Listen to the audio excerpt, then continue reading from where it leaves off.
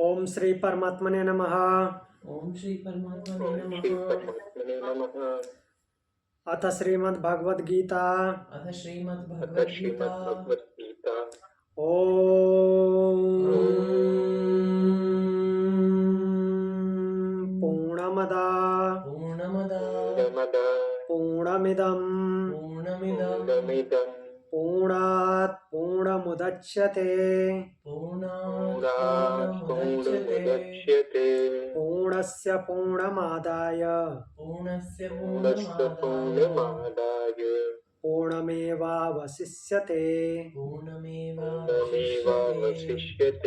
ओम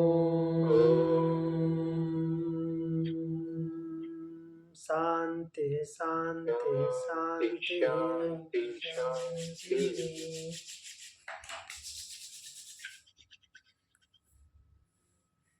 तो हमने भगवद गीता में प्रथम अध्याय में, जो कि अर्जुन विषाद योग है, उसका 22 नंबर सूत्र देखा था, 22 नंबर श्लोक।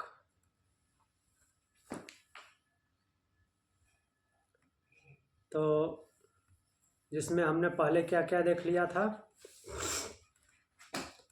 दोनों सेनाएं खड़ी हैं। दोनों सेनाओं में पहले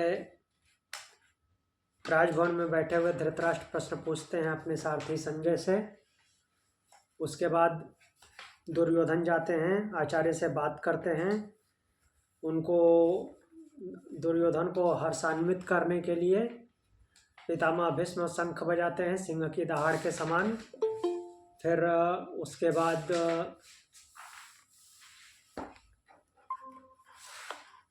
बाकी शंख नगाड़े तुरही वगैरह सारे बाजे बजते हैं कौरवों की तरफ से, जिनका तुमुल नाद होता है, अर्थात घनघोर आवाज होती है। उसके उत्तर में भगवान अर्जुन और भीम शंख बजाते हैं। और उसके बाद उनके और तीनों भाई जो हैं, राजा युधिष्ठिर, नकुल, सहदेव, ये भी शंख बजाते हैं। भगवान के शंख का नाम है पांचजन्य, अर्जुन के शंख का नाम देवदत्त और भीम के शंख का नाम पौंड्र। युधिष्ठिर के शंख का नाम है अनंत विजय। नकुल और सहदेव के शंख का नाम है सुघोष और मणिपुष्पक। तो ये शंख बजते हैं। उसके अलावा और भी जो उनके पक्ष के राजा लोग हैं और उनके घर वाले, जैसे द्रौपदी के 5 पुत्र और सुभद्रा पुत्र अभिमन्यु, ये सब के सब अलग अलग शंख बजाते हैं। और उससे आगे यात्रा बढ़ती है। तो फिर अर्जुन भगवान को निर्देश देते हैं कि मेरा रथ युद्ध भूमि के मध्य में खड़ा कीजिए और उसको तब तक खड़ा रखिए जब तक कि मैं दोनों सेनाओं में खड़े हुए लोगों को देख न लूं, निरीक्षण न कर लूं। तो ये हमारी यात्रा चल रही थी। अब हम इस यात्रा में 22वां नंबर श्लोक देख लेते हैं एक बार। बोल रहे हैं, यावदेत्ता निरीक्षे हम योद्धु कामान अवस्थितान कैर्मया सह योद्धव्यम अस्मिन् रण समुद्यमे।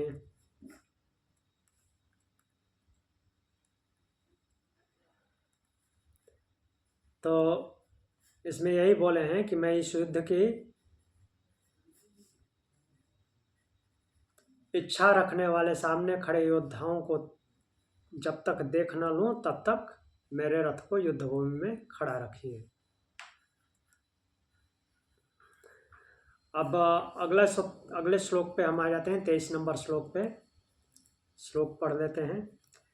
योत्स्यमानान वक्षेऽहं य एतेऽत्र समागताः धातृराष्ट्रस्य दुर्बुद्धेर्युद्धे प्रियचिकीर्षवः। योत्स्यमानान वक्षेऽहं य एतेऽत्र समागताः धातृराष्ट्रस्य दुर्बुद्धेर्युद्धे प्रियचिकीर्षवः। तो सूत्र का, श्लोक का अर्थ कुछ इस प्रकार से है। मैं उन युद्ध करने वालों को देखना चाहता हूँ जो युद्ध भूमि में युद्ध करने के लिए आए हैं। उन युद्ध करने वालों को देखना चाहता हूँ जो यहाँ एकत्र हुए हैं। और जो दुर्बुद्धि अर्जुन को युद्ध में प्रसन्न करना चाहते हैं, अर्जुन के लिए दुर्बुद्धि शब्द यूज किए हैं अर्जुन, नॉट अर्जुन के लिए, दुर्योधन के लिए।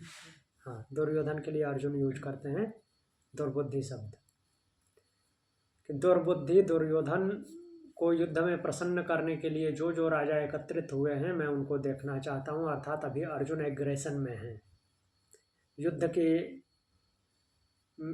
की इच्छा में है, अभी मीन्स लड़ाई के मूड में है। तो इस श्लोक में अर्जुन का प्रश्न और अधिक गहरा जाता है।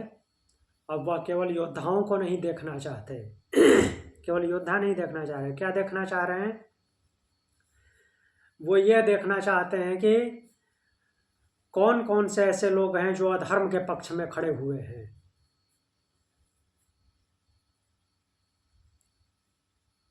तो अधर्म अर्थात दुर्योधन के पक्ष में। यहाँ अर्जुन का ध्यान केवल शत्रु पर नहीं, उस अधर्म प्रेरणा पर है जो लोगों को युद्ध में खींच लाई है, जो अधर्म के पक्ष में आए हुए हैं। यहीं से अर्जुन का मोह, करुणा और धर्म संकट एक साथ उभरने लगता है जब उनको देखता है। तो मोह भी उत्पन्न होता है, करुणा भी होती है और धर्म संकट भी है। कर्म और मोह आमने सामने खड़े हैं। यह श्लोक गीता के मनोवैज्ञानिक रहस्य को खोलता है। अब अर्जुन केवल सामने खड़ी सेना नहीं देख रहा, वह मनुष्य की बुद्धि और प्रेरणा को देख रहा है कि किसकी क्या कैसी कैसी बुद्धि और कैसे प्रेरित होकर आए हैं, अधर्म के पक्ष में खड़े हैं। योत्स्यमाना न वेक्षेहम्, तो ये जो शब्द है योत्स्यमाना न वेक्षेहम्, इसमें अर्जुन कहता है कि मैं युद्ध करने वालों को देखना चाहता हूँ। यहाँ पर युद्ध बाहरी नहीं है, यह जीवन की सबसे कठिन परिस्थिति है। युद्ध का अर्थ अंतिम निर्णय, अंतिम टकराव होता है, क्योंकि जीवन मृत्यु का सवाल होता है। तो अर्जुन उस टकराव से पहले सत्य को पहचानना चाहता है, वास्तविकता को देखना चाहता है। अगला वाक्य है या एते अत्र समागताः। एते अत्र, यहाँ पे आए हुए युद्ध में शामिल होने के लिए कौन लोग हैं? ये लोग स्वयं युद्ध के लिए नहीं आए हैं। अर्जुन ऐसा देख रहा है कि ये लोग स्वयं युद्ध के लिए नहीं आए हैं, ये किसी न किसी पक्ष में आए हैं, धर्म के पक्ष में या फिर अधर्म के पक्ष में। ये मनुष्य की कमजोरी है कि कई बार मनुष्य क्या करता है, अपने विवेक से नहीं किसी के प्रभाव में खड़ा होता है। वो अपने विवेक का प्रयोग नहीं करता, किसी से प्रभावित होकर के खड़ा हो जाता है। वो नहीं समझता कि ये धर्म का पक्ष है कि अधर्म का पक्ष है। वही अर्जुन यहाँ देख रहा है। तो जो दुर्योधन के पक्ष में खड़े हैं, दुर्योधन के प्रभाव में आए हुए हैं, विवेक का प्रयोग नहीं किए हैं। जैसे इसका एग्जाम्पल खुद उनके मामा श्री शल्य हैं, जो उनसे प्रभावित होकर के दुर्योधन के पक्ष में खड़े हो गए हैं। क्यों? क्योंकि जब वो युद्ध के लिए आ रहे थे तो उसने उनके रास्ते में दुर्योधन ने इतनी व्यवस्था कर दी कि कहीं उनको समस्या न हो, और वो युधिष्ठिर की व्यवस्था समझते हुए आ रहे थे। अंत में पता चला कि ये सारी व्यवस्था तो दुर्योधन ने की है। तो उसकी व्यवस्था से प्रभावित होकर के उसके पक्ष में खड़े हो गए, क्योंकि वो वचन ले लिया कि जो हमने व्यवस्था दी है उसके बदले में ये वचन दो कि आप हमारे पक्ष में लड़ोगे। तो वहाँ पे उनके विवेक पे उसका प्रभाव भारी हो गया।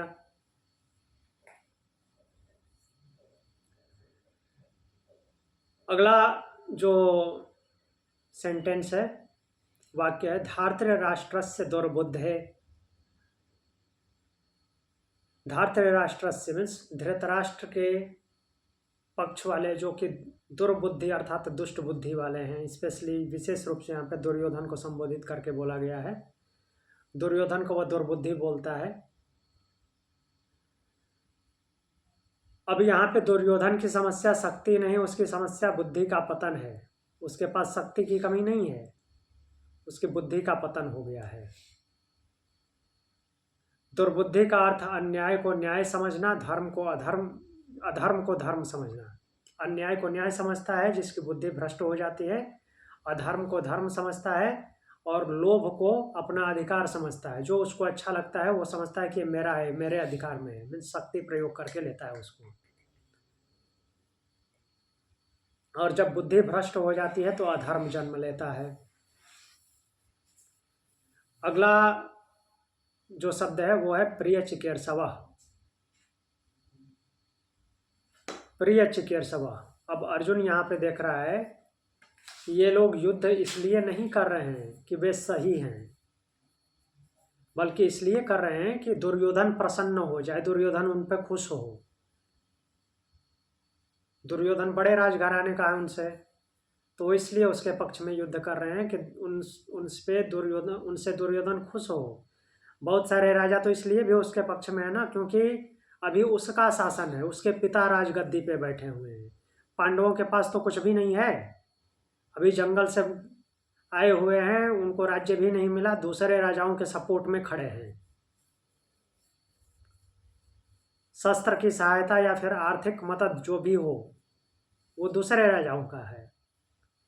तो इसलिए बहुत सारे राजा तो इसलिए दुर्योधन के पक्ष में खड़े हैं कि वो सामर्थ्यवान है। जब मनुष्य सत्य नहीं सत्ता को प्रसन्न करने लगे तो यह सबसे बड़ा पतन होता है।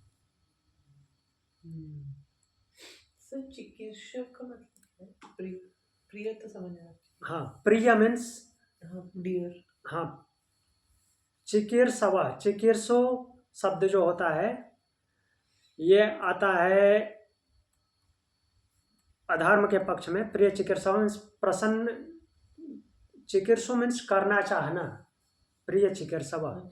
किसी को प्रिय, हाँ, प्रिय मीन्स प्रसन्न और चिकीर्षव मीन्स करने की इच्छा से।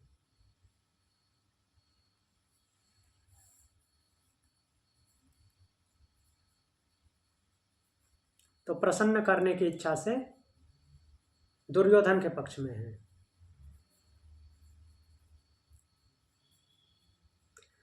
अब यहाँ पे अर्जुन सोचता है कि ये सब मेरे अपने हैं। जब वो दोनों पक्षों को देखता है तो सोचता है कि ये तो मेरे अपने हैं, क्योंकि सारे अपने ही संबंधी दिखाई दे रहे हैं। लेकिन वो कहाँ खड़े हैं? दुर्बुद्धि के साथ खड़े हैं। अब यहीं से अर्जुन का विषाद गहराने लगता है। वह सोचता है कि क्या मैं इन्हें मारूं? वो भ्रम में पड़ जाता है।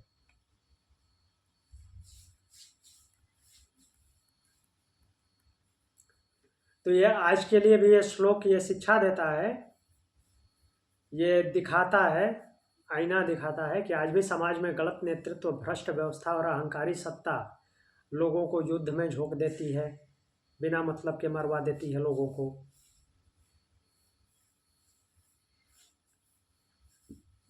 तो ये नटसूत्र श्लोक यह ज्ञान कराता है कि अपने विवेक का प्रयोग करो और भीड़ का हिस्सा मत बनो।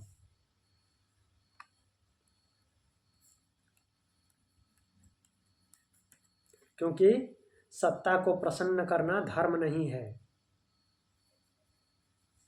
सत्य के पक्ष में रहो।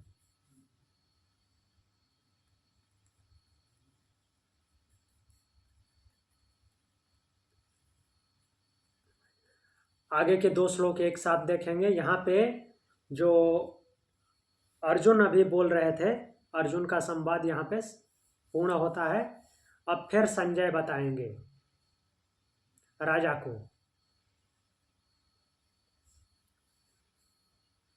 तो अब वहाँ पे अर्जुन दुर्बुद्धि दुर्योधन के पक्ष में कौन कौन खड़े हैं उनको देखना चाह रहे हैं, ऐसा बोल करके अब संजय जो है राजा को संबोधित करते हैं कि क्या चल रहा है आगे। एवमुक्तो हृषीकेशो गुडाकेशेन भारत सेनयोरुभयोर्मध्ये स्थापयित्वा रथोत्तमं भीष्मद्रोण प्रमुखतः सर्वेषां च महीक्षिताम् उवाच पार्थ पश्यैतान् समवेतान् कुरूनिति। तो अब यहाँ पे श्लोक का अर्थ ये है कि संजय बोल रहे हैं धृतराष्ट्र से, हे भारत। भारत बोल करके क्यों संबोधित कर रहे हैं? वो धृतराष्ट्र को भारत बोलते हैं, इधर आगे चल कर के भगवान अर्जुन को भारत बोलेंगे। ये भारत का मतलब क्या है? भरत के वंशज हैं, भरत के वंशज है, इसलिए इनको भारत बोलते हैं। राजा भरत जो कि दुष्यंत और शकुंतला के पुत्र हैं, तो उनके वंश में होने के कारण इनको भारत बोल बोल कर के संबोधित कर रहे हैं। संजय बोलते हैं, हे भारत, अर्जुन द्वारा इस प्रकार कहे जाने पर ऋषिकेश भगवान ने श्रेष्ठ रथ को दोनों सेनाओं के बीच में खड़ा कर दिया, भीष्म और द्रोण के सामने। किसके सामने खड़ा किया? भीष्म और द्रोण के सामने। तथा सभी राजाओं के बीच उन्होंने अर्जुन से कहा, हे पार्थ, देखो ये सब कुरुजन यहाँ एकत्र हुए हैं, अर्थात उसके ही खानदान वाले हैं सब।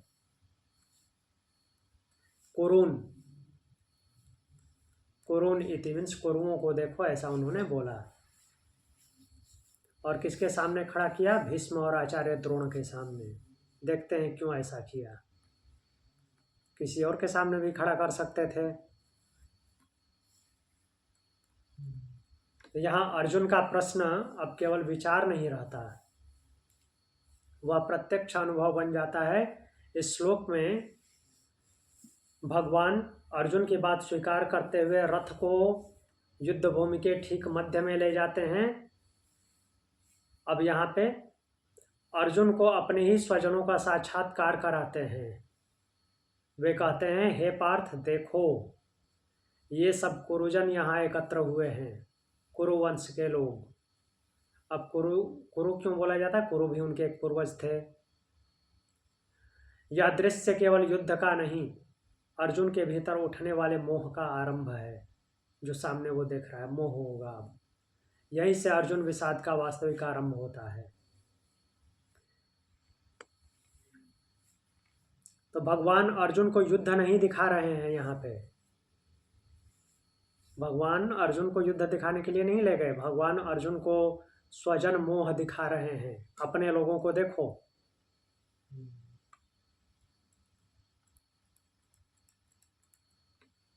एवं उक्तो ऋषिकेशः, ये सेंटेंस है अर्जुन का। जो अर्जुन ने जो कहा, भगवान ने उसको स्वीकार किया। एवं उक्ता, उक्त मीन्स कहना, जो ऊपर का है भगवान से, उसको भगवान ने स्वीकार किया। तो यह जो वाक्य है ये बताता है कि जब शिष्य ईमानदारी से प्रश्न करता है तो जो गुरु है वो मार्ग दिखलाता है। गुड़ाकेशेन, गुड़ाकेश बोला गया अर्जुन को। गुड़ाकेश किसे बोलते हैं? जो निद्रा को जीत ले, निद्रा को जीतने वाला गुड़ाकेश होता है। बट यहाँ पे क्या हुआ है कि अर्जुन निद्रा जयी तो हैं, लेकिन यहाँ पे मोह रूपी निद्रा में फंस गए हैं, फंसने वाले हैं। सेनयोर उभयोर मध्य, तो ये जो सेनयोर उभयोर मध्य ये वाक्य आया है, ये केवल सेना का मध्य नहीं है, दोनों सेनाओं का मध्य। सेना यो उभयो, उभय मीन्स दोनों, दोनों सेनाओं के मध्य में भगवान ने रथ को खड़ा किया है। तो भगवान रथ को बीच में रखते हैं। यह केवल स्थान नहीं है, केवल जगह में मीन्स कोई युद्ध भूमि में बीच में खड़ा कर दिया, केवल इसका प्रतीक नहीं है ये। तो भगवान जब भी द्वंद्व की स्थिति आती है, युद्ध खड़ा होता है, तो आपको हमेशा वो बीच में खड़ा रखते हैं। देखो, जब निर्णय कठिन हो तो ईश्वर हमें ठीक मध्य में खड़ा कर देते हैं, जहां से सत्य स्पष्ट दिखाई दे, क्या सही है क्या गलत है। अब आपको डिसाइड करना है क्या करना है। भीष्म द्रोण प्रमुखतः, अर्जुन के सामने ये बड़ा संकट है। भीष्म और आचार्य द्रोण ये दोनों प्रमुख। भगवान रथ को सीधे भीष्म और आचार्य द्रोण के सामने ले गए हैं,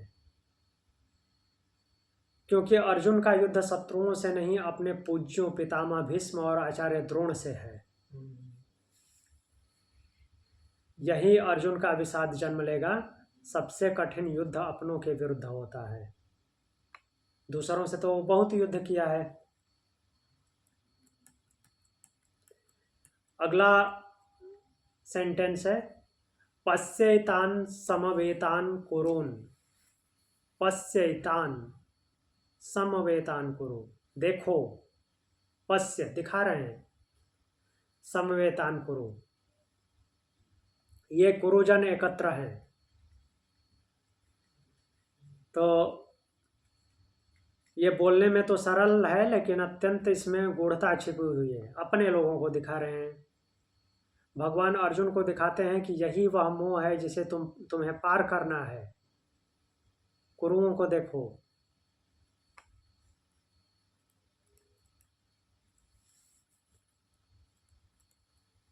इसके बाद हम आगे चलते हैं। श्लोक 26 और 27वें का आधा भाग। ये इसलिए ब्रेक किया गया है कि यहीं पे ये अपने भाव को पूर्ण कर रहा है, तो इसलिए बीच में से श्लोक को तोड़ दिया गया है। तो इसको देखते हैं। तत्रापस्य स्थितान पार्थ पितृनथ पितामहान आचार्यान मातुलान भ्रातृन पुत्रान पौत्रान सखिंस्तथा स्वसुरान सुहृदश्चैव सेनयोरुभयोरपि। अब देख रहे हैं अर्जुन किसको किसको देख रहे हैं, चलिए देखते हैं।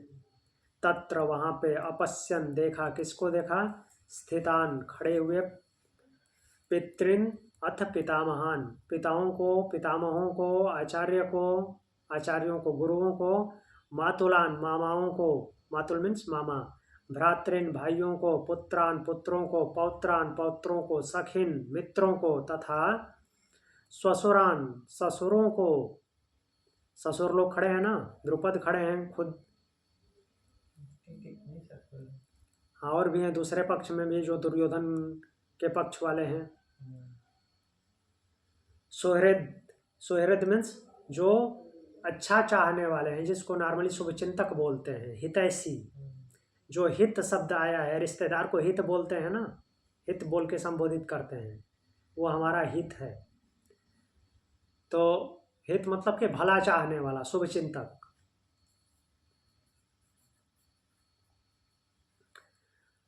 और सेनयो उभयो अपि, दोनों सेनाओं में, दोनों पक्ष में भी ये सब के सब खड़े हैं, उनको दिखा रहे हैं।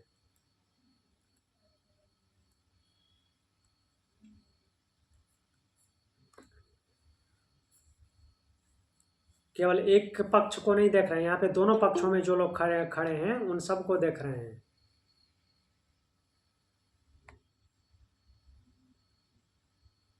तो यहाँ पे अर्जुन का विषाद अब कल्पना नहीं रहता, वह प्रत्यक्ष अनुभव में आता है, क्योंकि सामने अब पितामह खड़े हैं, आचार्य खड़े हैं।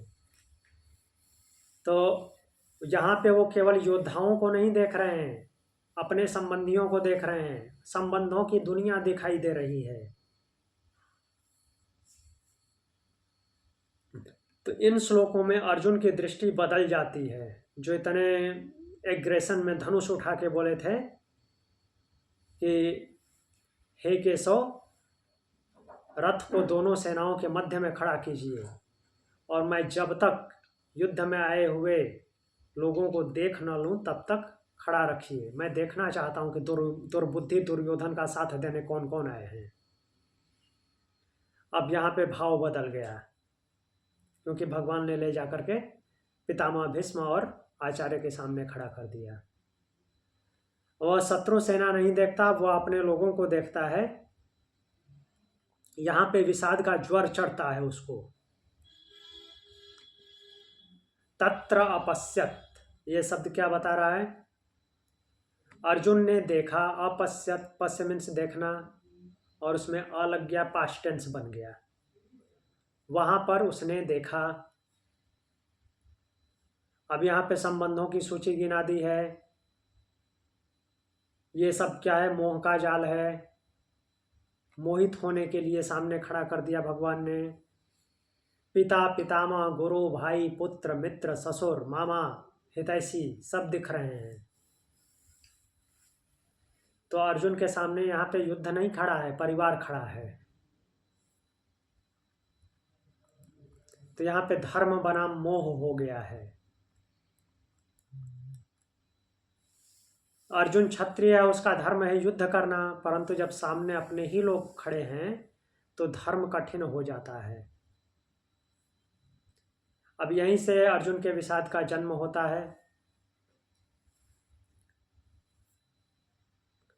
और धर्म और कठिन तब हो जाता है जब अपने ही प्रिय उसमें बाधा बन जाए। वो कुछ बोल नहीं रहे हैं, लेकिन देख करके ही वो बाधा खड़ी हो गई है। किसके साथ युद्ध करना है? सेनयोरुभयोरपि।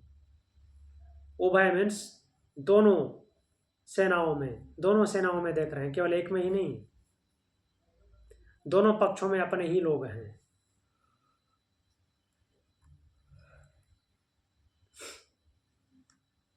तो ये श्लोक क्या कहना चाह रहा है कि जीवन में सबसे बड़ा युद्ध बाहरी नहीं भीतर होता है।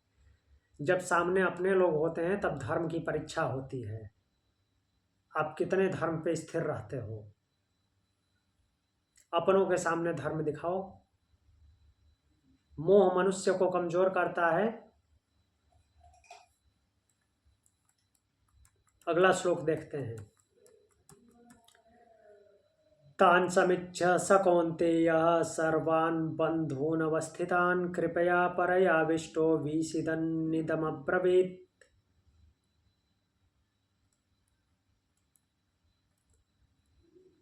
तो इसमें बोल रहे हैं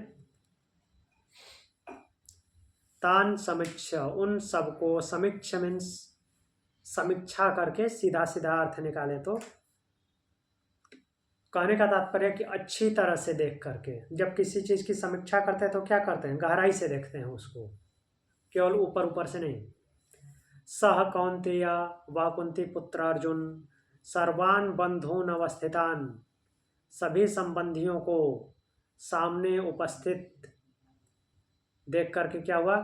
कृपया परयाविष्टो विषीदन् इदम अब्रवीत्। कुंती पुत्र अर्जुन सामने उपस्थित अपने ही बंधुओं को देख करके करुणा से भर गए, और करुणा से भर करके शोक में डूबते हुए यह कहे। अब देखेंगे अगले श्लोक में क्या बोलेंगे, लेकिन पहले इसको देख लेते हैं। अब यहाँ पे अर्जुन की जो दृष्टि है वो केवल देखती नहीं, भीतर से टूट जाती है, अंतरात्मा टूट जाती है। अब अर्जुन का मन योद्धा नहीं रह गया है। इन अपनों को देखकर वह मन करुणा से भर गया और विषाद में डूब गया। यहाँ पे मनोवैज्ञानिक सूक्ष्म चित्रण हुआ है इस श्लोक के द्वारा। तान समीक्ष्य, तान मीन्स उनको, समीक्ष मीन्स अच्छी तरह से देख करके। अर्जुन उनको देखता है, सामान्य तरीके से नहीं, बहुत गहराई से देखता है। किनके साथ कैसा जीवन रहा है वो सब कुछ सामने चलचित्र के रूप में चलता है, जो कि हृदय को पिघला देता है।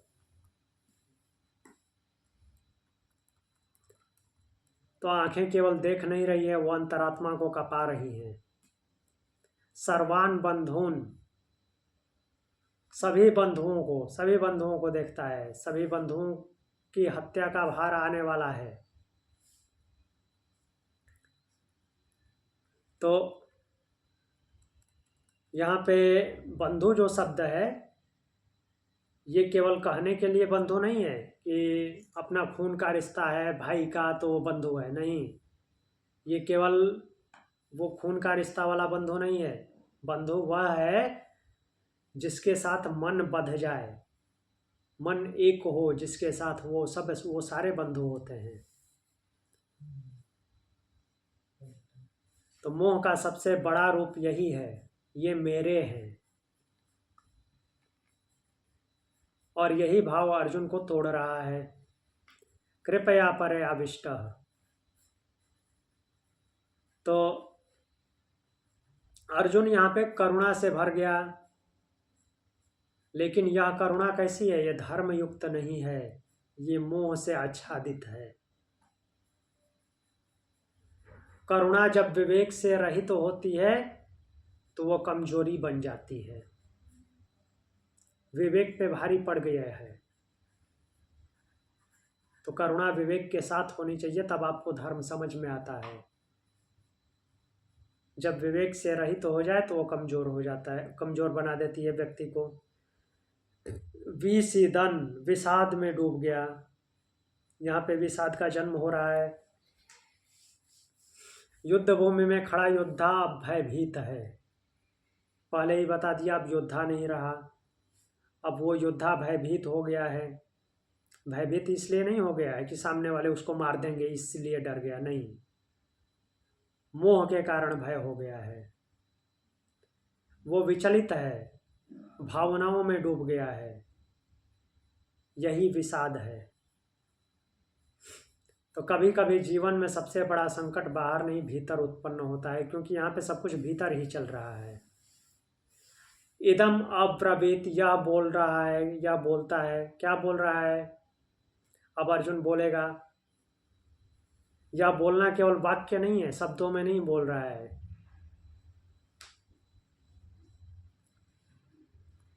तो उसके अंतर मन की आवाज निकलेगी।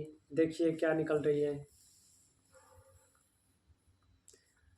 श्लोक 28 और 29, 28 का उत्तरार्ध और 29 नंबर श्लोक देखते हैं। द्वेष्टं स्वजनं कृष्ण युयुत्सुं समुपस्थितं सीदन्ति मम गात्राणि मुखं च परिशुष्यति वेपतुश्च शरीरे मे रोमहर्षस्य जायते।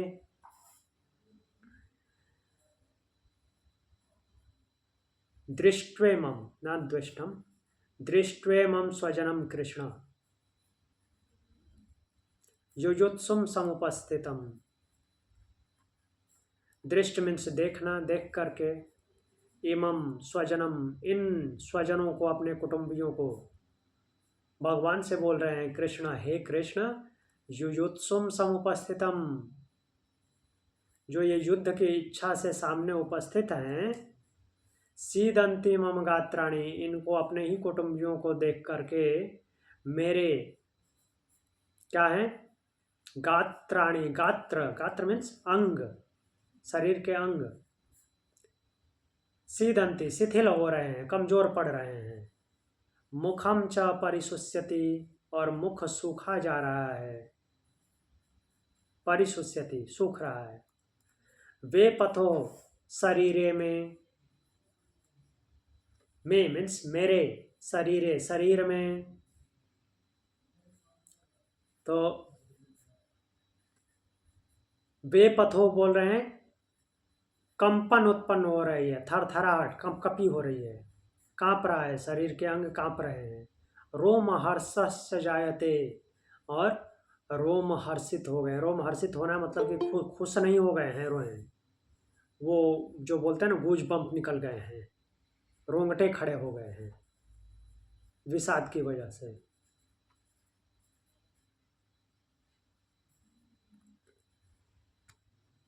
तो अब इसको देखते हैं डिटेल में। यहाँ पर अर्जुन का विषाद अंतःकरण की पीड़ा से बढ़कर के पूर्ण अस्तित्व का कंपन बन जाता है। मीन्स अब ये सूक्ष्म रूप में नहीं है, केवल अंदर अंदर नहीं है, बाहर दिखने लगा, स्थूल रूप में आ गया।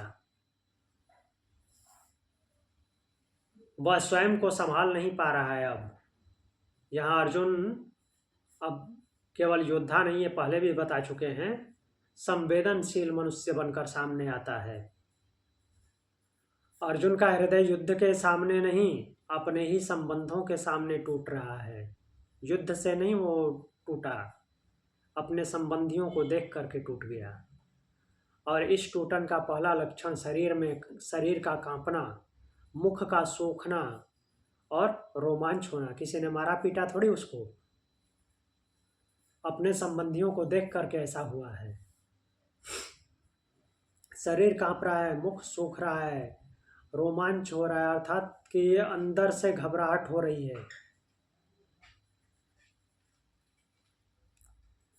तो यह निर्देशित करता है, संबोधित करता है कि जब अंदर से मन टूटता है तो शरीर भी टूटने लगता है। अर्थात सूक्ष्मता में जो प्रभाव, जो बीज अंकुरित होता है, वो स्थूल में भी दिखाई देता है।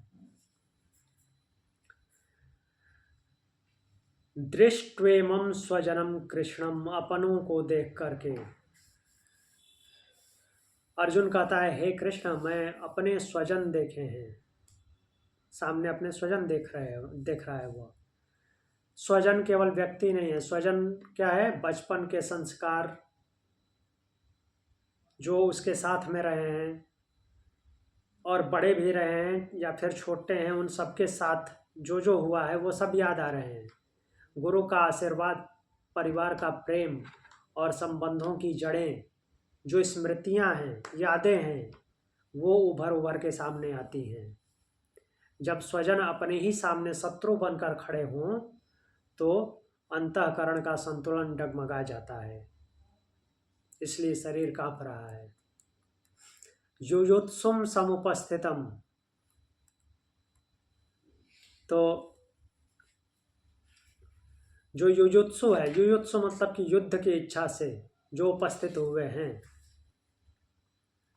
अब युयुत्सु एक नाम भी है, किसका नाम है? दुर्योधन के सौतेले भाई का, जो महाभारत के युद्ध में इंद्रप्रस्थ का राजा बनता है।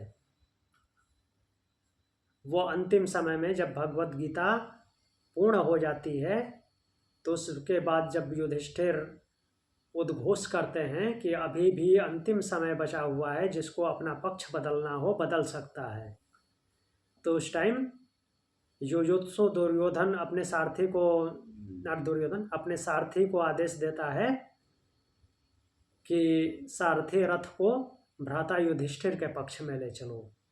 वही अंतिम समय में वो अपना पक्ष बदल लेता है, उसका नाम युयुत्सु है। बट युयुत्सु का अर्थ होता है वास्तव में युद्ध की इच्छा वाला, युद्ध की इच्छा से उपस्थित हुए। अब अर्जुन देखता है कि ये सब युद्ध की इच्छा से खड़े हैं।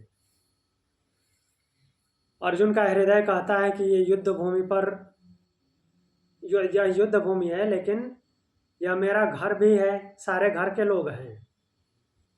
अब यहीं पे संघर्ष आरंभ हो रहा है। सीदंती मम गात्राणि, गात्र जो है शिथिल हुए जा रहे हैं, अंग शिथिल हुए जा रहे हैं। केवल शारीरिक कमजोरी नहीं है, यह भीतर से धर्म संकट आया हुआ है। मन का आधार ही हिल गया, बेस हिल गया है। तो जब मन ही अपना आधार छोड़ दिया है तो शरीर जो है सपोर्ट नहीं करता। मुखम च परिशुष्यति, मुख सूख रहा है। मुख कब सूखता है? या तो झूठ बोल रहे हों, या फिर कुछ गलत किए हों, या गलत होने जा रहा है तो मुख सूखता है। तो इन सब कई परिस्थितियों में ऐसे मुख सूखता है, जो कि बहुत ही एक प्रकार से प्रभावित करने वाली परिस्थितियां होती हैं। जब कोई झूठ बोलता है तो भी मुख सूखता है, या कोई चोरी वगैरह किया हो, छुपाना होता है, किसी चीज़ को छुपाता है तो भी मुख सूखता है। एक प्रकार से लाई डिटेक्टर टेस्ट का काम करता है। सलाइवा नहीं बनता, कुछ खाने को दे दीजिए वो खा नहीं पाएगा, चबाता रहेगा बहुत देर तक, क्योंकि सलाइवा उसको बोलस नहीं बनाता है। तो यहाँ पे मुख सूखना शब्द आया है, यह अत्यंत गहरा मनोविज्ञान है। भय, मानसिक तनाव और निर्णय की असमर्थता को बताता है। ये वही है, डर गए हैं, मानसिक तनाव है, या निर्णय लेने में समर्थ नहीं हो रहे हैं तो मुख सूखता है। अर्जुन निर्णय के द्वार पर खड़ा है पर भय भीतर से सूख गया है।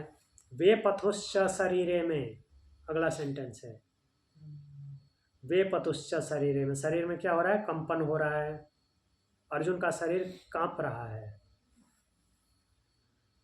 क्यों कांप रहा है? क्योंकि जीवन में पहली बार उसे कर्तव्य और प्रेम में चुनाव करना है।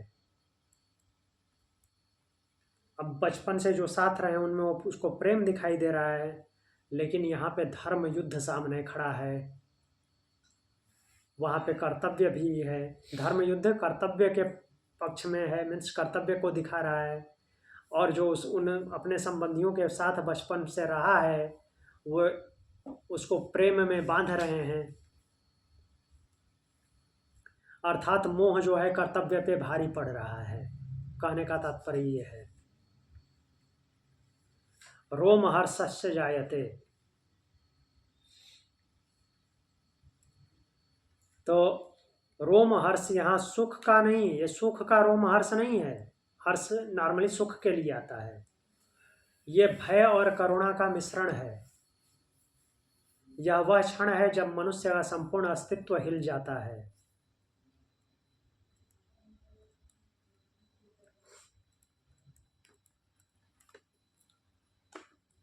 एक मिनट।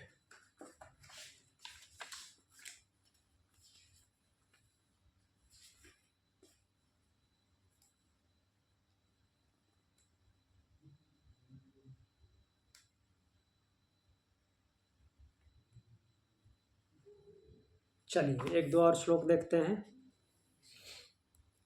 अब 30वें श्लोक में क्या बोल रहे हैं? गांडीवं स्रसते हस्तात् त्वक्चैव परिदह्यते न च शक्नोम्यवस्थातुं भ्रमतीव च मे मनः। गांडीवं स्रसते हस्तात्, गांडीव जो कि अर्जुन के धनुष का नाम है, महर्षि दधीचि की हड्डियों से बना हुआ धनुष। तो महर्षि दधीचि की हड्डी से 3.5 अस्त्र बने थे। कौन कौन से? एक सारंग धनुष जो भगवान विष्णु के पास है, दूसरा पिनाक भगवान शिव का धनुष जिसको भगवान राम ने स्वयंवर में तोड़ा था, और तीसरा गांडीव अर्जुन का धनुष, और जो आधा अस्त्र बोलते हैं वो है इंद्र का वज्र, वृत्रासुर को मारने के लिए। एक्चुअली ज़रूरत वज्र की ही थी, बट उस समय जब दधीचि ने अपनी अस्थियों का दान किया देवासुर, अरे ये हाँ वो देवासुर संग्राम ही एक तरह से माना जाएगा, तो दान किया तो हड्डियाँ केवल वज्र के लिए नहीं थी, तो उसके साथ साथ ये अस्त्र बने। सारंग, पिनाक और गांडीव। आज हमारे पास उनके नाम पे अस्त्र और जहाज वगैरह सब हैं। जैसे सारंग नाम से एक हेलीकॉप्टर है एयरफोर्स में, पिनाक नाम से मिसाइल है।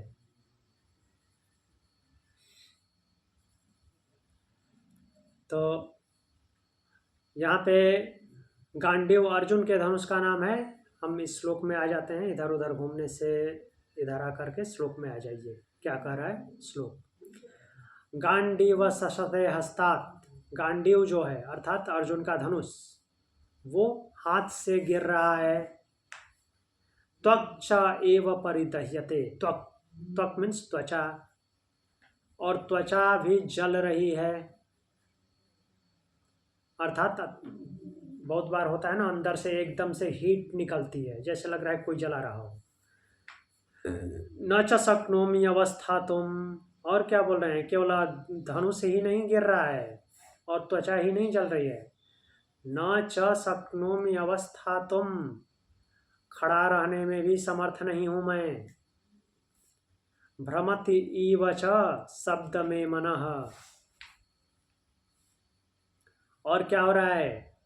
मेरा मन और बुद्धि भी घूम रहा है, चक्कर खा रहा है। मेरे हाथ से गांडीव धनुष गिर रहा है, मेरी त्वचा जल रही है, मैं खड़ा रहने में भी असमर्थ हूँ, और मेरा मन मानो घूम रहा है, बुद्धि घूम रही है, बुद्धि चकरा गई है। तो यहाँ अर्जुन का विषाद केवल भावनात्मक नहीं रहता, वह अस्तित्व में आ जाता है। इस श्लोक में यह विषाद और गहरा हो जाता है। धनुष हाथ से गिर रहा है, त्वचा जल रही है, मन भ्रमित हो रहा है। यह संकट बढ़कर पूर्ण मानसिक अस्थिरता बन गया। अब अर्जुन केवल कांप नहीं रहा, वह खड़ा भी नहीं रह पा रहा है। तो यह श्लोक केवल अर्जुन की कमजोरी नहीं बताता, यह मनुष्य के जीवन का सबसे बड़ा सत्य बताता है। जब भीतर धर्म संकट उठता है तो बाहरी शक्ति भी टूट जाती है, मनुष्य खड़ा रहने में भी असमर्थ हो जाता है। गांडीवम स्रसते हस्तात्, इसका मतलब क्या है? यह केवल गांडीव का गिरना नहीं है, धनुष का गिरना नहीं है। ये क्या संबोधित कर रहा है? गांडीव जो है अर्जुन की पहचान है, यह केवल धनुष नहीं है। उसका पुरुषार्थ, उसका आत्मविश्वास, उसका योद्धा स्वरूप और उसका कर्तव्य, वो गांडीव नाम में छुपा हुआ है। गांडीव से उसकी पहचान है। अब वही धनुष हाथ से गिर रहा है। तो जब मन भीतर से टूटता है तो सबसे पहले कर्म का साधन गिरता है। आज भी जब व्यक्ति मानसिक संकट में होता है तो उसके हाथ से उसका काम छूटने लगता है।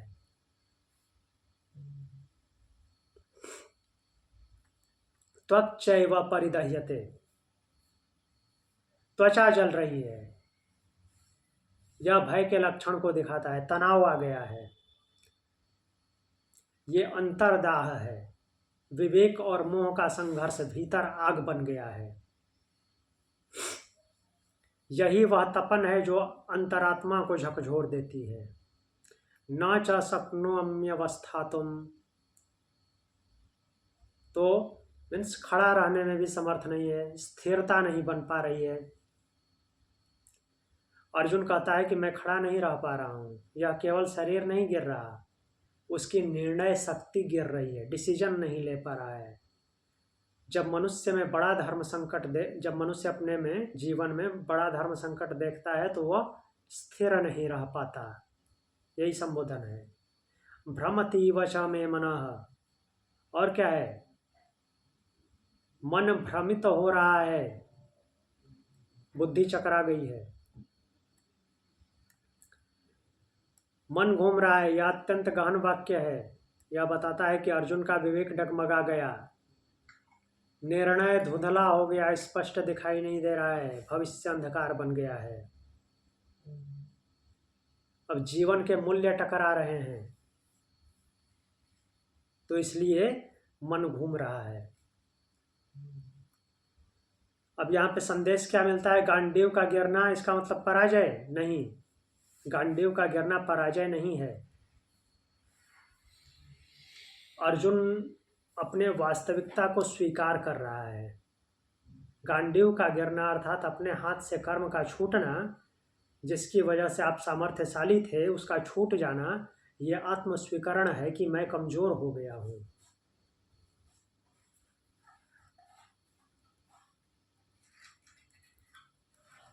अब इसके आगे इसकी वजह से क्या हो रहा है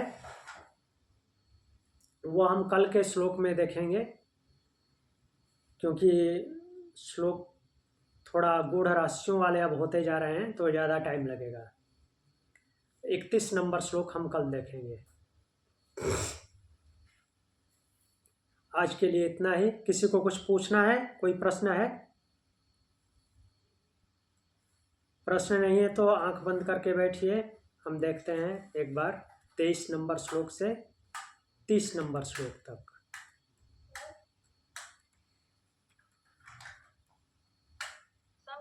जी बोलिए। सर कल के क्लास में हमने हाँ। वो श्रीखंड का देखा ना। हाँ जी बोलिए। पास्ट का युद्ध भी लेकर आ रहा है इस युद्ध में हाँ। जैसे। तो श्रीखंडी जो है वो पांडवों के पक्ष में है। हाँ। अब यहाँ पर पांडवों का जो पक्ष है वो धर्म का पक्ष है एक तरह से जी। और श्रीखंडी को उसको प्योरली बदला चाहिए। हाँ जी। मतलब उसका क्लियर है लक्ष्य, उसको बदला लेना है पितामह भीष्म से। फिर भी वो धर्म के पक्ष में है। हाँ, हजम नहीं हो रहा है। तो धर्म और अधर्म, इसको ये जो दोनों शब्द आ रहे हैं, इसको इस भाव में नहीं देखना कि पांडवों का पक्ष धर्म का बोला गया तो इसका मतलब कि 100% धर्म है, 1% भी इम्प्योरिटी नहीं है, ऐसा नहीं। दुर्योधन का पक्ष अधर्म है तो 100% अधर्म ही अधर्म है, 1% भी प्योरिटी नहीं है, ऐसा नहीं है। हमने आज तक क्या पढ़ा है कि जिसकी प्रधानता होती है उसको वो बोल दिया जाता है। उनके पक्ष में धर्म प्रधान है, इसलिए वो धर्म का पक्ष है। दूसरा पक्ष जो है अधर्मी ज़्यादा है, तो इसलिए वो अधर्म का पक्ष है। इसका मतलब ये नहीं कि पूरा का पूरा एकदम 100% धर्म पांडवों के पक्ष में खड़ा है और दुर्योधन के पक्ष में एकदम धर्म शून्यता है, 100% अधर्म ही है, ऐसा नहीं है। इनका पक्ष धर्म प्रधान है, इसलिए इनका पक्ष धर्म का बोला गया है। क्लियर है? हाँ। ठीक है, अभी आंख बंद करके बैठ जाइए।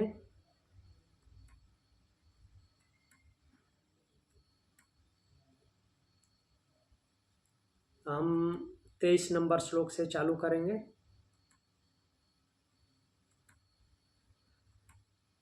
तेईस नंबर श्लोक जो है कंटिन्यूटी में था, अर्जुन का ही वचन था, अर्जुन बोल रहे थे। 23 नंबर श्लोक है, योत्स्यमाना नवेक्षे हम य एतेऽत्र समागता धार्तराष्ट्रस्य दुर्बुद्धे युद्धे प्रिय चिकीर्षव। वह युद्ध भूमि में देखना चाहते हैं, क्या देखना चाहते हैं कि मैं उन युद्ध करने वालों को देखना चाहता हूं जो यहाँ एकत्र हुए। किस लिए? दुर्बुद्धि दुर्योधन को युद्ध में प्रसन्न करने के लिए। उससे अगले 2 श्लोकों में संजय व्याख्यान देते हैं अपने राजा को। एवं उक्तो हृषिकेशो गुडाकेशेन भारत सेनयोरुभयोर्मध्ये स्थापयित्वा रथोत्तमं भीष्म द्रोण प्रमुखतः सर्वेषां च महीक्षिताम् उवाच पार्थ पश्येतान् समवेता कुरुनिति। तो यहाँ पे संजय बता रहे हैं राजा को कि हे भारत, अर्जुन द्वारा इस प्रकार कहे जाने पर भगवान ऋषिकेश ने श्रेष्ठ रथ को अर्थात उत्तम रथ को दोनों सेनाओं के बीच में खड़ा किया। भीष्म और द्रोण के सामने, किसके सामने खड़ा किया? भीष्म और द्रोण के सामने तथा सभी राजाओं के बीच में उन्होंने अर्जुन से कहा, हे पार्थ, देखो ये सब पुरुजन यहाँ एकत्र हुए हैं। उसके संबंधियों को दिखा रहे हैं, युद्ध को नहीं, संबंधियों को दिखा रहे हैं। फिर अगले श्लोक आते हैं, तत्रापस्यास्थितान् पार्थ पितृनथ पितामहान् आचार्यान् मातुलान् भ्रातॄन् पौत्रान् पौत्रान् सखींस्तथा ससुरान् सुहृदाश्चैव सेनयोरुभयोरमपि। यहाँ पे एक पीढ़ी नहीं, 6 पीढ़ी खड़ी है, 3 ऊपर के 3 नीचे के।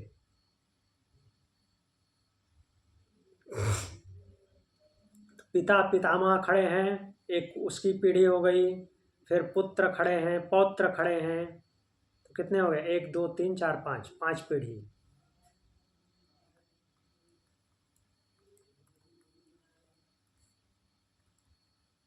तो इसमें यही मीन्स संबंधों की गिनती करा रहे हैं। युद्ध भूमि में अर्जुन ने वहां खड़े हुए अपने पिता, पितामह, गुरु, मामा, भाई, पुत्र, पौत्र, मित्र, ससुर और अन्य शुभचिंतक जितने भी थे उन सबको देखा। अगला सूत्र है श्लोक, तान समीक्ष्य स कौन्तेय सर्वान् बन्धून् अवस्थितान् कृपया परयाविष्टो विषीदन्निदमं ब्रवीत्। तो इसमें बोले हैं, कुंती पुत्र अर्जुन ने सामने उपस्थित अपने सभी बंधुओं को देखकर क्या हो गए? करुणा से भरकर शोक में डूबते हुए कहे, भगवान से बोल रहे हैं, बोलते हैं, दृष्ट्वेमं स्वजनं कृष्ण युयुत्सुं समुपस्थितं सीदन्ति मम गात्राणि मुखं च परिशुष्यति वेपथुश्च शरीरे मे रोमहर्षस्य जायते।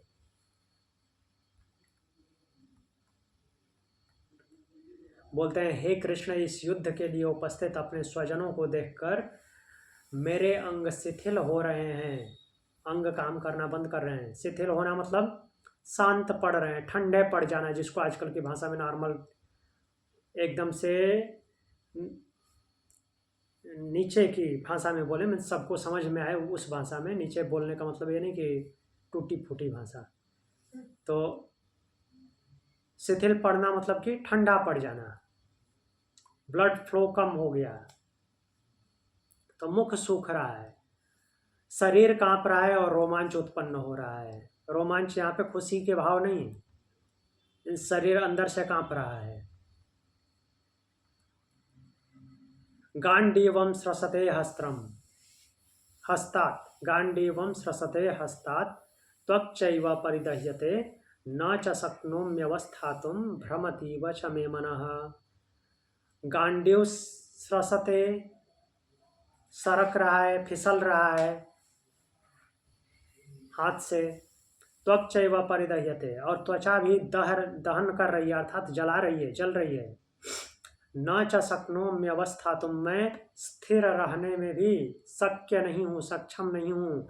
भ्रमतीव च मे मनः, और मेरा मन भ्रमित हो रहा है। ये सब भगवान को वो बता रहे हैं। अब यहीं तक आज हमने यहीं तक देखा। इसका आगे जो श्लोक है 31 नंबर श्लोक, वो हम कल की कक्षा में देखेंगे।